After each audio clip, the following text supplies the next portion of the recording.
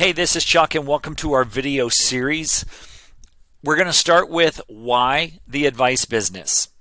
So I personally believe that this is the best business model, but before I tell you why, I want to show you the other types of businesses you could get involved in here present in 2024 when I recorded this video. So what we're going to cover is the 4 core business models, the pros and cons, the educational trends, the best business model. Spoiler alert, I believe it's the one that you are looking at right now.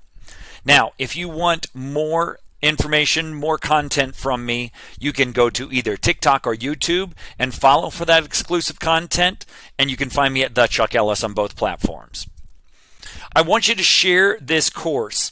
It is free, and I want to make an impact, not just an income here. So let's share this with other people so they understand that this is a viable business model for anybody who wants to start their entrepreneurial journey or their online business journey.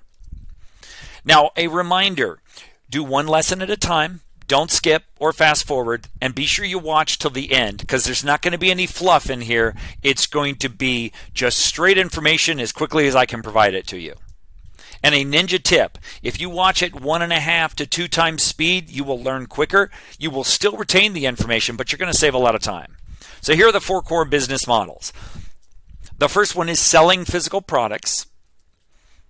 The second one is selling software. The third is selling a service. And the fourth is selling information. Now, each of these business models falls into one of 2 categories. They are either linear or they are leveraged, and I'm going to talk about each of those. So selling physical products, it does have a few pros. It's got tangible value that customers can appreciate physically. There's something for people to hold something in their hand or see exactly what they're getting as a physical product. It does have potential for what we call mass market penetration and retail distribution, and that is just a fancy way of saying that lots of people can get their hands on it and they can get their hands on it easily.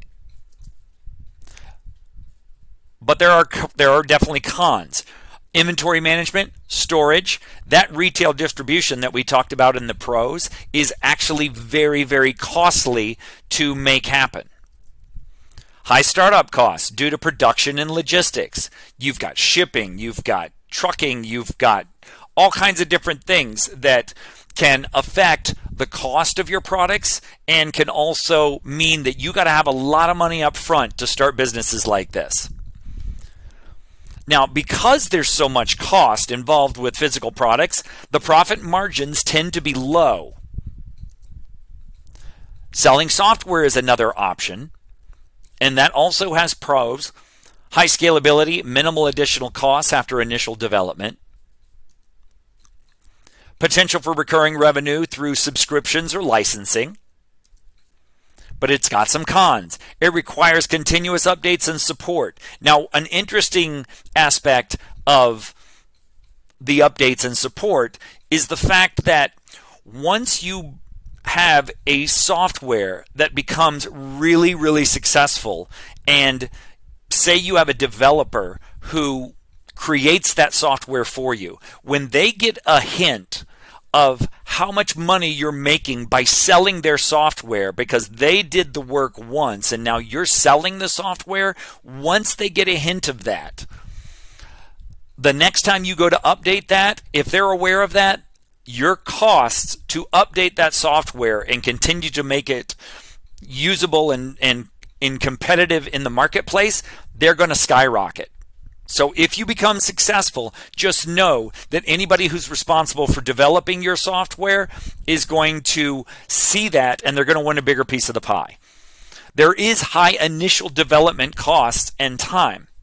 It takes time. It could take 6 months to do an app. It could take a year to build a piece of software. And if you don't have that particular skill, you're going to have to pay somebody to do it, and that is going to cost you a lot of money. And there's market saturation in popular niches, and it can be really high, and it can make it difficult for you to compete. Now, the first 2 that we've talked about, a physical product or service, is a one-too-many business because you do it once, You create it once and you sell it over and over and over again. But in another aspect, it is one-to-one because it is a single purchase. So that's also a one-to-one business because you have to sell one unit to make $1. You have to sell another unit to make another $1. The second one is software, and that is more of a one-to-many because you create it once and sell it many times. Selling a service is truly a one-to-one business model.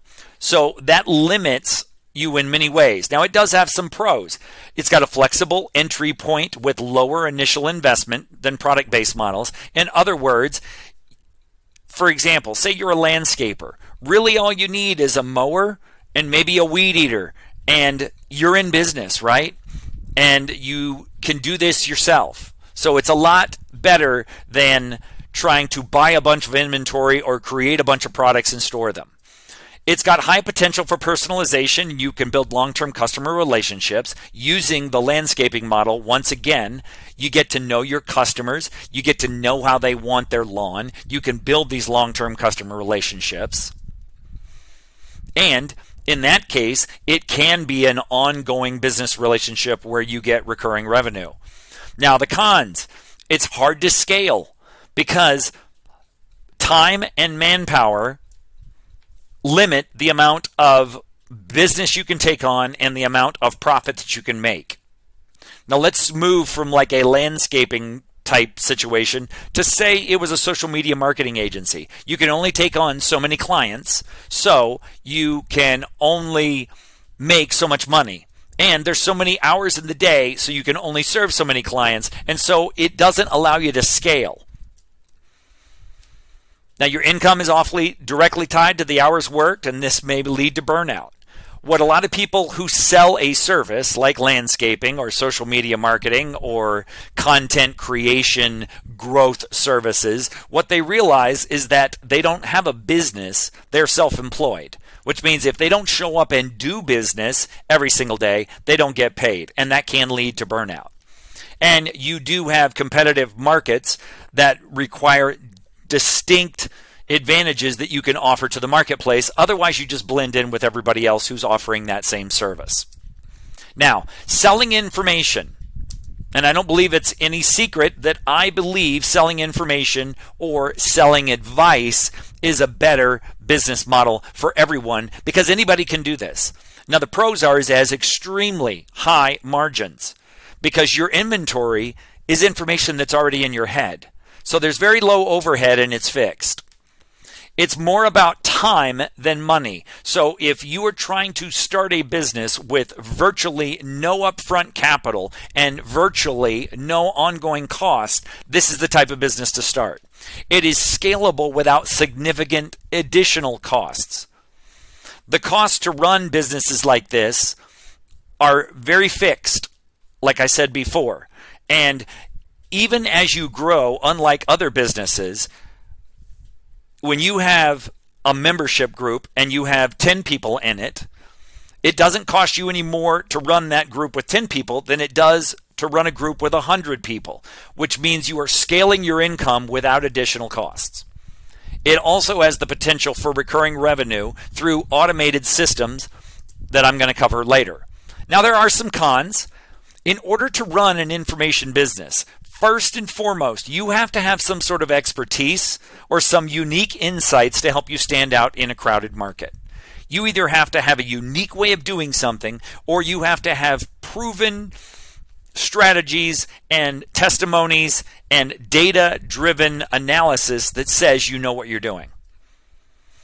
Now, it does require a substantial initial time investment because like I do, and what we're talking about with Package Sell, which is the name of my community, you're packaging your information once, your advice, your knowledge, your expertise once, and then you are selling that to people on a monthly basis forever. But the initial time investment to develop your group, put content in your group, and help your group can be substantial.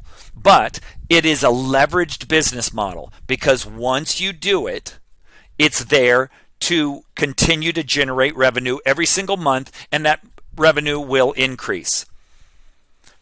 Now, there is an additional thing to consider, and that is the need for updates and revisions to keep your content relevant. But this is like the third time that I have updated this module, and it is simply because things are changing at a rapid rate, but it takes like 15 minutes to update the information. So don't think that you're going to spend hours upon hours updating information. And you're never going to get it completely right, and we'll talk about that in later. Now, educated in trends. Formal education, like colleges and trade schools, is down like 6% a year. Non-traditional education is up 20% a year. So you talk about shrinking versus growing markets. Education, non-traditional, is a growing market. So an advice business where you give a very specific result to a very specific group of people is a thriving business model.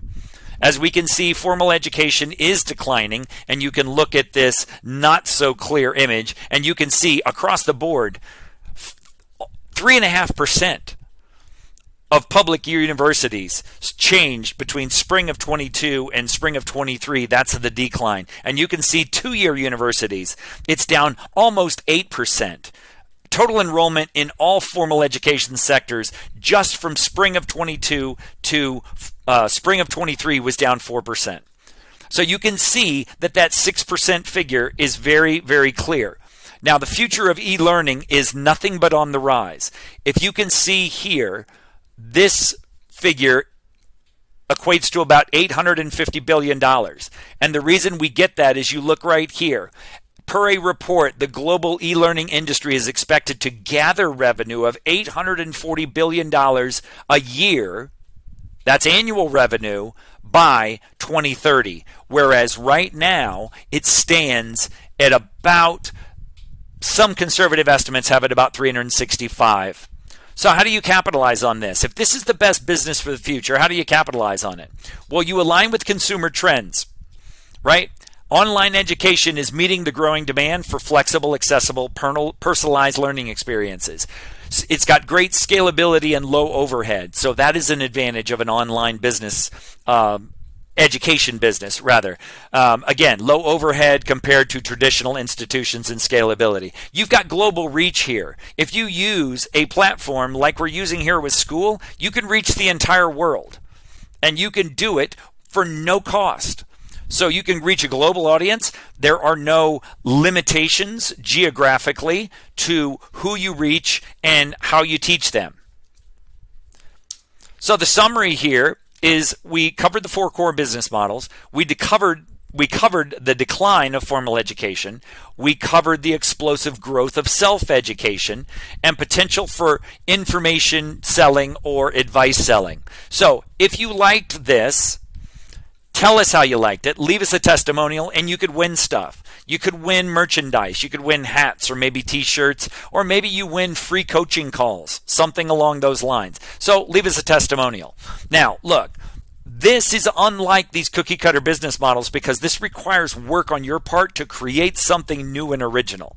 But new and original will keep you excited far longer than something that you are just selling somebody else's course.